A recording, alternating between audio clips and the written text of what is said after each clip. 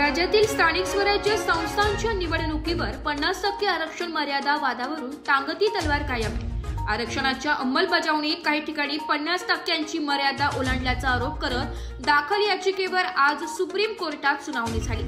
मात्र काही मुद्द्यांवर अधिक स्पष्टता आवश्यक असल्यामुळे ही सुनावणी आता मंगळवारपर्यंत पुढे ढकलण्यात आली आहे। या कालावधीत कोणत्याही नव्या निवडणुकांची घोषणा होणार नाहीये। राजकीय दृष्ट्या अत्यंत महत्त्वाच्या मानल्या जाणाऱ्या या निवडणुका मिनी विधानसभा मानल्या जातात। त्यामुळे आरक्षणाचा वाद आणि सुप्रीम कोर्टाचा निर्णय याकडे सर्व राजकीय पक्षांचे लक्ष लागून आहे। न्यायालयाने स्पष्ट केले की ही बाब निवडणूक प्रक्रियेशी थेट संबंधित आहे। त्यामुळे सर्व तथ्ये समोर ठेवून निर्णय घ्यावा लागेल। 50%पेक्षा जास्त आरक्षण लागू केल्याचा आरोप अद्याप प्रलंबित असून न्यायालय या मुद्द्याकडे गांभीर्याने पाहत आहे असे नमूद केले।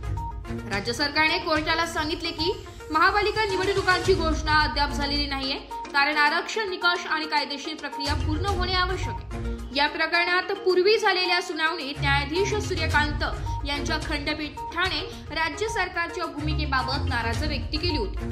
तसेच केंद्र सरकारचे कायदेशीर प्रतिनिधी तुषार मेहता यांनी अधिक वेळ मागितला होता। त्या संदर्भातही कोर्टाने नाराजी दर्शविली होती। वृत्तसंकलन विभाग, एस मराठी न्यूज।